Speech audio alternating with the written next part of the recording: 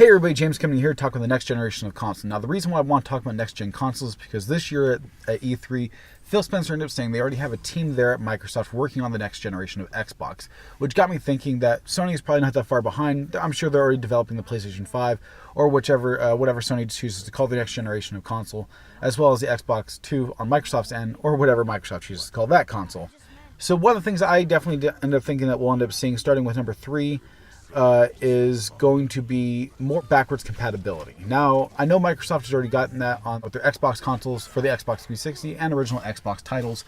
So I think Microsoft will still continue to go with the backwards compatibility thing with the next generation. I think it would be very foolish and a stupid business decision if they were to just axe backwards compatibility and just go straight from like where you can only play the next generation of Xbox titles on that console and you can't play any previous gen ones. For PlayStation's side, PlayStation's a little different. PlayStation implemented backwards compatibility. Kind of.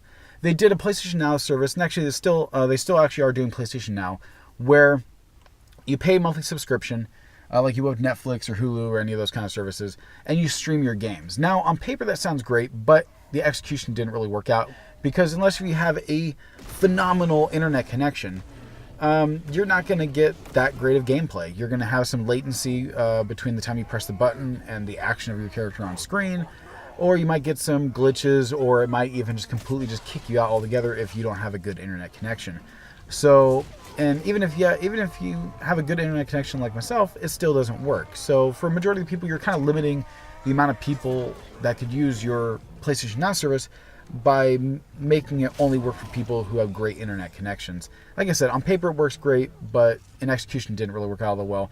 That's why I think Sony with the PlayStation 5 will actually implement backwards compatibility for the PlayStation 4, and hopefully, fingers crossed, PlayStation 3, because there are some PlayStation 3 titles that I would love to actually be able to play on my current gen PS4, but since the PS4 doesn't actually allow backwards compatibility in the traditional sense the way Microsoft does for their Xbox console, I can't just pop in any of my old PS3 discs and just go ahead and play it. So I think continuing on from here on out, I think we're going to start to see more backwards compatibility and more backwards compatibility titles being released for Microsoft and Sony coming up in the future. Now for number 2. Number 2 can be a negative or a positive depending on which way you look at it. Now, my personal opinion, I view it to be a little bit more of a negative than a positive because I do like my physical games. But that is physical media going away and digital media kind of taking place of that. Now, it could be a good thing though because there are a lot, you do get some major discounts. Like recently I ended up getting Titanfall 2 on sale for only the deluxe edition for $6 when it was originally $30 prior to that. Now that is a great sale. That is a good thing. But on the downside of that, I can never trade in that game. I can never give that game to a friend. I can never resell it if I wanted to. I ended up having a copy of Quantum Break that I bought when it first came out digitally. And it's a great game. I loved it. It was a fun game, but I haven't played it since it came out. It's stuck in my library. It will be there forever, and I can't do anything with it. I can't trade it into GameStop or Best Buy or wherever I want to trade into to go towards The Last of Us Part 2 or Spider-Man or the next Gears of War, any of those games. I'm stuck with it. So there are negatives and positives to that, but I definitely think that we're going to start to see physical games go away with the next generation console and digital content coming out more and more, which I think is sad though, because definitely stores. I personally enjoy going to my local GameStop and buying a physical game and actually having the game in my hands where I can actually just appreciate the cover art and just opening up the case and holding the disc in my hand. But on the same hand, the convenience of having it digitally, if you're someone like myself who uses the PlayStation Vita or even uses Remote Play on my computer, definitely it is more convenient because be able to just hop into your PlayStation and just pick a game and go ahead and play it. Sometimes I'm not in your home, so it's kind of convenient to just be able to play whatever game it is that I have there on my hard drive, or I can just download it there onto my PlayStation.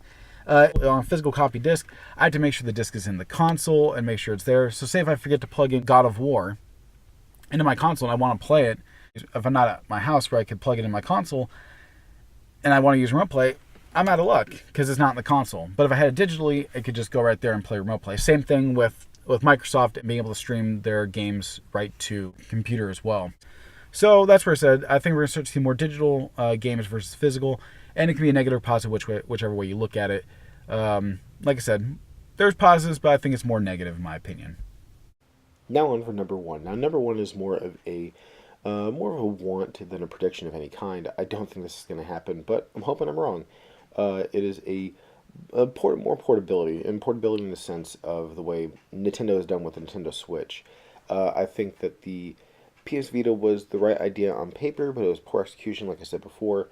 But Sony was kind of heading in the right direction. Microsoft has never really shown any interest in doing a portable kind of thing. The closest thing they do to it is being able to stream your Xbox to your computer, to your Windows computer. But you can't leave the house. You can't like we can when you do remote play. You could for the PlayStation 4. You could go anywhere you want as long as you have a good Wi-Fi connection. With Microsoft in their hand, you have to pretty much stay in your house on the same Wi-Fi connection. And the reason why I'm hoping this happens, though, because I think the Switch has definitely proven that portability is something that we want in a console. Now, the Nintendo Switch is not superior or even equal to the graphics capabilities of the Xbox One or the PS4. It's not bad by any stretch of the imagination, but it is shown that people like to have portability over the graphics and the frame rate. And I'm not saying that you have to give bad graphics or a horrible frame rate, but I'm like, I think if you give a good solid 30 frames a second and give some good graphics that are not like we're not like PlayStation 1 era type graphics, and I look at Doom on the Switch. Like you could play Doom on the Switch completely portable.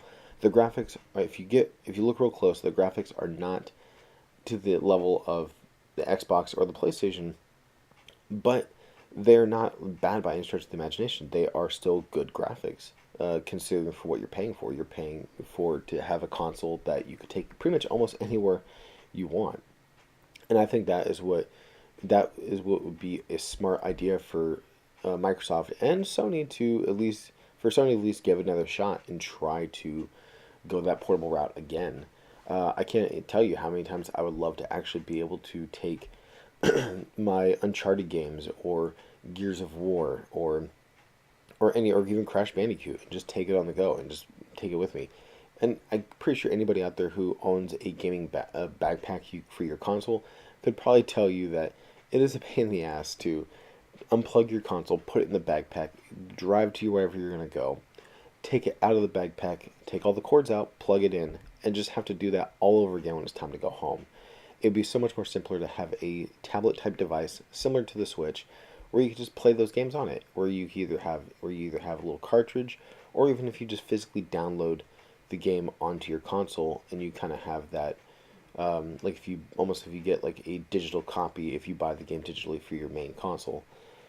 Anyway, that is what I think. That is what I personally want for the PlayStation and the Xbox for the next generation console. And the last two are, and that's what I predict pretty much what will happen. I definitely think the second one we're going to start to see more of the digital going more towards digital content versus physical. But let me know what you guys think in the comment section below. Do you guys think that any of these three things I mentioned are going to happen? Let me know what your predictions are. For the next generation of console, and hit that subscribe button while you're at it, and also hit that thumbs up button, and hit that bell notification too to get alerted for my next video. Anyway, hope you guys having a great weekend, and I'll catch you guys next time.